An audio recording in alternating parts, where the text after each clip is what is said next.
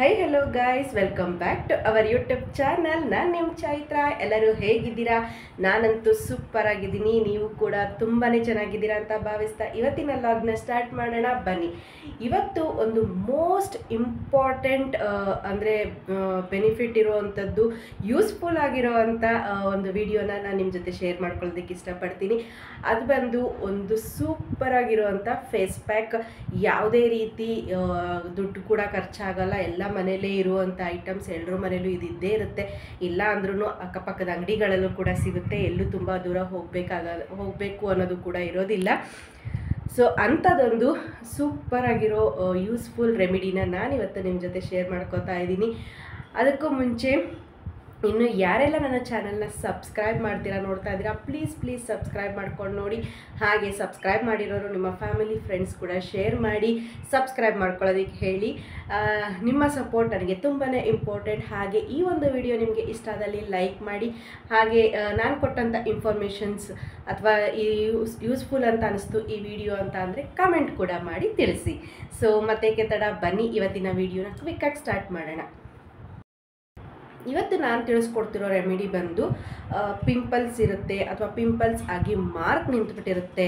ಹಾಗೆ ಬಿಸಿಲಿಗೆ ಹೋಗಿ, ಈಗ ತುಂಬಾ ಹೊರಗಡೆ ಬಿಸಿಲಿದೆ, ಜಸ್ಟ್ ಒಂದು ಬಟ್ಟೆ ಒಣಗಾಕೋಕೆ ಕೂಡ ಆಚೆ ಕಡೆ ಹೋಗೋದಕ್ಕಾಗೋದಿಲ್ಲ, ಅಷ್ಟು ಬಿಸಿಲಿದೆ. ಆ ಬಿಸಿಲಿಗೆ ಹೋಗಿ ಮುಖ ಎಲ್ಲ ಟ್ಯಾನ್ ಆಗಿದೆ ಅನ್ನೋರಿಗೆ ಈ ಒಂದು ವಿಡಿಯೋ ತುಂಬಾ ಯೂಸ್ಫುಲ್ ಅಂತಲೇ ಹೇಳ್ಬೋದು. ಹಾಗೆ ಮೊದಲಿಗೆ ಪಿಂಪಲ್ ಎಂತಕ್ಕಾಗುತ್ತೆ ನಮ್ಮ ಮುಖದಲ್ಲಿ ಅನ್ನೋದನ್ನ ನಾನು ಶಾರ್ಟಾಗಿ ಹೇಳ್ತಾ ಹೋಗ್ತೀನಿ. ನಮಗೆ ಪಿಂಪಲ್ಸ್ ಏನಕ್ಕಾಗತ್ತೆ ಅನ್ನೋದಾದರೆ, ಹಾರ್ಮೋನ್ಸ್ ಚೇಂಜ್ ಆಗುವಾಗ ಅಥವಾ ಹಾರ್ಮೋನ್ಸ್ ಇಂಬ್ಯಾಲೆನ್ಸ್ ಆದಾಗ ನಮ್ಮ ಮುಖದಲ್ಲಿ ಪಿಂಪಲ್ಸ್ ಬರುತ್ತೆ. ಹಾಗೆ ಲೇಡೀಸ್ಗಂತೂ ಈ ಪೀರಿಯಡ್ಸ್ ಹತ್ರ ಬರ್ತಾ ಇದೆ ಅನ್ನುವಾಗ ಕೂಡ, ಒಂದು ವೀಕು 3-4 ಡೇಸ್ ಇದೆ ಅನ್ನುವಾಗ ಪಿಂಪಲ್ಸ್ ಬರುತ್ತೆ.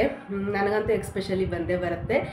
ಹಾಗೆ ಅದನ್ನು ನಾವು ಕೈಯಲ್ಲಿ ಪ್ರೆಸ್ ಮಾಡೋ ಅಂಥದ್ದು ಅಥವಾ ಪಿನ್ಗಿನ್ ತೊಗೊಳೋದು, ಚುಚ್ಚೋ ಅಂಥದ್ದು, ಹಿಂಸೆ ಕೊಡೋ ಅಂಥದ್ದು ಇದೆಲ್ಲ ಮಾಡ್ತು ಅಂದರೆ ಅದ್ರ ಮಾರ್ಕ್ಸ್ ಹಾಗೆ ನಿಲ್ಲುತ್ತೆ, ಅದು ಹೋಗೋದೇ ಇಲ್ಲ. ಏನೇ ಮಾಡಿದ್ರೂ ಅದು ಬಂದು ಅದ್ರ ಪಾಡಾಗ ಅದು ಹೋಗೋದಕ್ಕೆ ಬಿಡಬೇಕು. ಅದು ತುಂಬ ಹಿಂಸೆ ಮಾಡೋದು ಎಲ್ಲ ಮಾಡ್ತಾ ಹೋಯ್ತು ಅಂದರೆ ನಮ್ಮ ಸ್ಕಿನ್ನೇ ಹಾಳಾಗೋದು. ಹಾಗೆ ತುಂಬ ಆಯಿಲಿ ಫುಡ್ ತಿಂದರೆ, ಈ ಚಿಪ್ಸು, ಎಣ್ಣೆಯಲ್ಲಿ ಕರೆದಂಥ ಡೀಪ್ ಫ್ರೈ ಮಾಡಿದಂಥ ಆಯಿಲಿ ಫುಡ್ ತಿಂದರೂ ಕೂಡ ಕೆಲವೊಬ್ಬರಿಗೆ ಪಿಂಪಲ್ಸ್ ಆಗುತ್ತೆ. ಮತ್ತು ತುಂಬ ಡೆಸ್ಟಿಗೆ ಹೋದರೆ, ಈ ಹೊರಗಡೆ ಕೆಲಸ ಮಾಡುವಂಥವ್ರು, ಧೂಳಲ್ಲೆಲ್ಲ ಕೆಲಸ ಮಾಡುವಂಥವ್ರು, ಧೂಳು ಕೂಡ ಡಸ್ಟ್ ತುಂಬ ಮುಖದ ಮೇಲೆ ಬಂದರೂ ಕೂಡ ಅದರಿಂದನೂ ಕೂಡ ಪಿಂಪಲ್ಸ್ ಆಗೋ ಸಾಧ್ಯತೆ ಇರುತ್ತೆ. ಇದಕ್ಕೆಲ್ಲ ಒಂದು ಸೊಲ್ಯೂಷನ್ ಏನಪ್ಪ ಅಂದರೆ, ನಾವು ವೀಕ್ಲಿ ಟ್ವೈಸ್ ಅಥವಾ ಥ್ರೈಸ್ ನಾವು ಮನೇಲೇ ಇರುವಂಥ ರೆಮಿಡಿಗಳನ್ನ ನಾವು ಯೂಸ್ ಮಾಡೋದ್ರಿಂದ ನಾವೆಷ್ಟೇ ಆಚೆ ಎಲ್ಲ ಹೋಗಿ ಬಂದರೂ ಅಥವಾ ಏನೇ ಆದರೂ ಅಥವಾ ಒಂದು ಪಿಂಪಲ್ಸ್ ಆಗಿದ್ರೂ ಕೂಡ ಅದು ನಮಗೆ ಹೋಗುತ್ತೆ. ಹಾಗೆ ಆ ಮಾರ್ಕ್ ಕೂಡ ಹೋಗ್ತಾ ಬರುತ್ತೆ. ಸೊ ಇವತ್ತು ನಾನು ತೋರಿಸ್ತಾ ಇರೋದು ಕೂಡ ಅಂಥದ್ದೇ ಒಂದು ಸೂಪರ್ ಆಗಿರುವಂಥ ರೆಮಿಡಿ. ಅದು ಬಂದು ನನ್ನ ಫೇವ್ರೇಟ್ ರೆಮಿಡಿ ಅಂತಲೇ ಹೇಳ್ಬೋದು. ನನ್ನ ಆಲ್ ಟೈಮ್ ರೆಮಿಡಿ ಇದು. ಕಡಲೆ ಹಿಟ್ಟನ್ನ ಯೂಸ್ ಮಾಡಿ ನಾನಿವತ್ತು ಫೇಸ್ ಪ್ಯಾಕ್ನ ಮಾಡ್ತಾ ಇದ್ದೀನಿ. ಅದು ಹೇಗೆ ಮಾಡ್ತಾಯಿದ್ದೀನಿ, ಹೇಗೆ ಹಚ್ಕೊಳ್ಳೋದು ಅದನ್ನು ಕೂಡ ನಾನು ತಿಳಿಸ್ತಾ ಹೋಗ್ತೀನಿ. ಬನ್ನಿ ಈ ವಿಡಿಯೋನ ಸ್ಕಿಪ್ ಮಾಡ್ದಿರಾ ನೋಡಿ. ಹಾಗೆ ಯಾವ ಸ್ಕಿನ್ ಟೈಪ್ ಅವ್ರಿಗೆ ಕಡಲೆ ಹಿಟ್ಟಿಗೆ ಏನೇನು ಹಾಕೊಂತ ಯೂಸ್ ಮಾಡಬೇಕು ಅಂತ ಕೂಡ ನಾನು ತಿಳಿಸ್ತೀನಿ. ನಾನು 1-2 ಸ್ಪೂನಷ್ಟು ಮೊಸರು ತೊಗೊಂಡಿದ್ದೀನಿ. ಅದಕ್ಕೆ 1 ಸ್ಪೂನಷ್ಟು ಕಡಲೆ ಹಿಟ್ಟು ಹಾಕ್ಕೊತಾ ಇದ್ದೀನಿ. ಹಾಗೆ 1 ಪಿಂಚಷ್ಟು ಅರಿಶಿಣ ಹಾಕ್ಕೊಂಡು ಚೆನ್ನಾಗಿ ಮಿಕ್ಸ್ ಮಾಡ್ಕೊಳ್ಳೋಣ. ಸ್ಮೂತಾಗಿ ಪೇಸ್ಟ್ ರೀತಿಯಲ್ಲಿ ಈ ಒಂದು ಫೇಸ್ ಪ್ಯಾಕ್ ನಮಗೆ ಬೇಕಾಗುತ್ತೆ. ಮೊದಲಿಗೆ ನೀವು ಯಾವುದೇ ಫೇಸ್ ಪ್ಯಾಕ್ ಹಾಕೋಕ್ಕೂ ಮುಂಚೆ ಕ್ಲೀನಾಗಿ ಫೇಸ್ ವಾಶ್ ಮಾಡ್ಕೊಳ್ಳಿ. ಫೇಸ್ ವಾಶ್ ಮಾಡಿದ ನಂತರನೇ ಫೇಸ್ ಪ್ಯಾಕ್ನ ಅಪ್ಲೈ ಮಾಡಬೇಕಾಗತ್ತೆ. ಇಲ್ಲಿ ನಾವು ರೆಡಿ ಮಾಡ್ಕೊಂಡಿರುವಂಥ ಫೇಸ್ ಪ್ಯಾಕ್ನ ನಾನಿವಾಗ ನನ್ನ ಫೇಸಿಗೆ ಅಪ್ಲೈ ಮಾಡ್ತಾ ಹೋಗ್ತಾ ಇದ್ದೀನಿ. ಕ್ಲೀನಾಗಿ ಈ ರೀತಿ ಸ್ಕ್ರಬ್ ರೀತಿಯಲ್ಲಿ ಮಾಡ್ತಾ ಫಸ್ಟಿಗೆ ಅಪ್ಲೈ ಮಾಡಿ. ಏಕೆ ಅಂದರೆ ನಾವು ಮಾಡಿರೋವಂಥ ಫೇಸ್ ಪ್ಯಾಕ್ ನಮ್ಮ ಸ್ಕಿನ್ಗೆ ಅಬ್ಸರ್ವ್ ಮಾಡ್ಕೊಬೇಕು. ಜಸ್ಟ್ ಹಾಗೆ ಮೆತ್ತಬಿಟ್ರೆ ಅದು ಸ್ಕಿನ್ಗೆ ಅಬ್ಸರ್ವ್ ಆಗೋದಿಲ್ಲ. ಅದಕ್ಕೋಸ್ಕರ ಸರ್ಕ್ಯುಲರ್ ಮೋಷನಲ್ಲಿ ಈ ರೀತಿ ಸ್ಕ್ರಬ್ಬಿಂಗ್ ಮಾಡ್ತಾ ಫಸ್ಟು ಒಂದು ಲೇಯರ್ ಹಾಕ್ಕೊಳ್ಳಿ. ಆ ನಂತರ ಕ್ಲೀನಾಗಿ ಫೇಸ್ ಪ್ಯಾಕ್ನ ಅಪ್ಲೈ ಮಾಡಬೇಕು. ಹಾಗೆ ಈ ಒಂದು ವಿಡಿಯೋನ ಎಲ್ಲೂ ಸ್ಕಿಪ್ ಮಾಡ್ದಿರಾ ನೋಡಿ. ಕಡಲೆ ಹಿಟ್ಟಿನೊಟ್ಟಿಗೆ ಏನೆಲ್ಲ ಹಾಕಿದ್ರೆ ಎಷ್ಟೆಲ್ಲ ಬೆನಿಫಿಟ್ಸ್ ಇದೆ ಅಂತ ನಾನು ಈ ಒಂದು ವಿಡಿಯೋದಲ್ಲಿ ನಿಮಗೆ ತಿಳಿಸ್ಕೊಟ್ಟಿದ್ದೀನಿ. ವಿಡಿಯೋನ ಎಲ್ಲೂ ಸ್ಕಿಪ್ ಮಾಡ್ದಿರಾ ಕಂಪ್ಲೀಟಾಗಿ ನೋಡಿ. ಇದನ್ನು ನೀವು ಕತ್ತಿಗೂ ಕೂಡ ಅಪ್ಲೈ ಮಾಡ್ಕೊಬೋದು.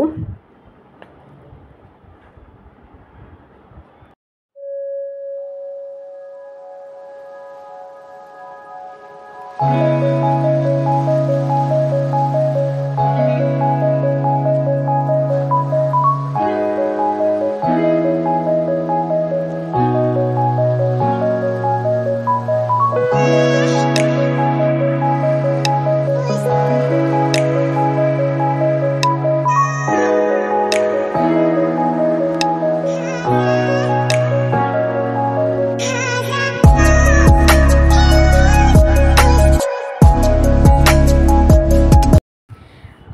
ನೋಡ್ಕೊಂಡು ಬಂದ್ರಿ ಅಲ್ವಾ.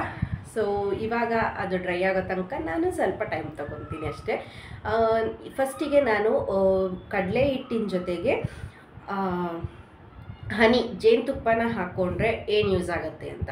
ಕಡಲೆ ಹಿಟ್ಟಿನ ಜೊತೆಗೆ ಜೇನುತುಪ್ಪ ಹಾಕೋದ್ರಿಂದ, ಅದರಲ್ಲೂ ಎಸ್ಪೆಷಲಿ ಆಯಿಲ್ ಸ್ಕಿನ್ ಇರೋರು ಜೇನುತುಪ್ಪ ಹಾಕ್ಕೊಂಡ್ರೆ ಕಡಲೆ ಹಿಟ್ಟು ಜೊತೆಗೆ ನಿಮಗೆ ಎಕ್ಸೆಸ್ ಆಯಿಲ್ ಏನಿದೆ ನಿಮ್ಮ ಸ್ಕಿನ್ನಲ್ಲಿ ಅದನ್ನು ರಿಮೂವ್ ಮಾಡೋದಕ್ಕೆ ಹೆಲ್ಪ್ ಮಾಡುತ್ತೆ.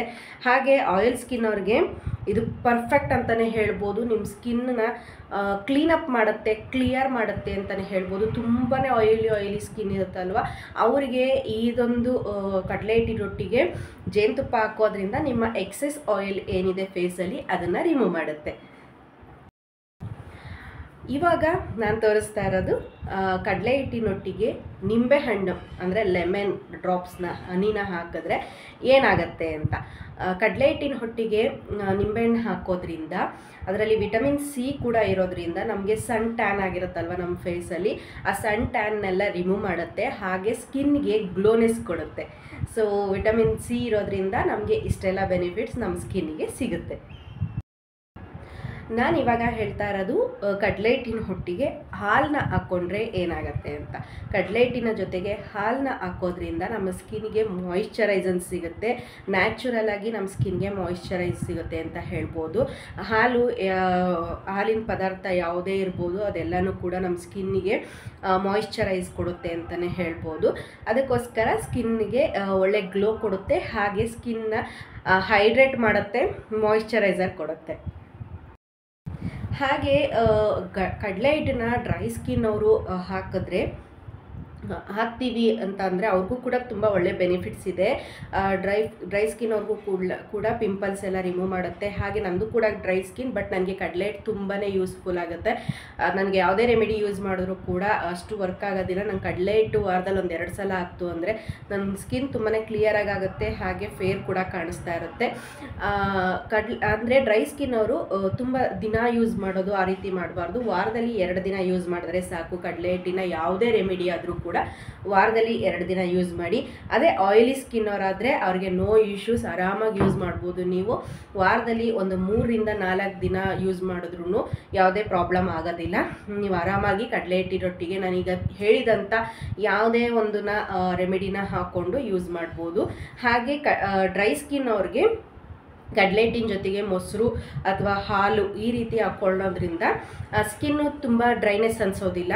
ಹಾಗೆ ಈ ಎಲ್ಲ ಪ್ಯಾಕು ಹಾಕಿದ್ಮೇಲೆ ಕೂಡ ಫೇಸ್ ವಾಶ್ ಆದಮೇಲೆ ಯಾವುದಾದ್ರು ಒಂದು ಮಾಯಿಶ್ಚರೈಸರ್ನ ನೀವು ಯೂಸ್ ಮಾಡಲೇಬೇಕಾಗುತ್ತೆ. ಫೇಸ್ ಪ್ಯಾಕ್ ಆಗಿ ಹಾಕಿ ಫೇಸ್ ವಾಶ್ ಮಾಡಿದ ನಂತರ ಹಾಗೆ ಫೇಸ್ನ ಬಿಡೋ ಹಾಗಿಲ್ಲ.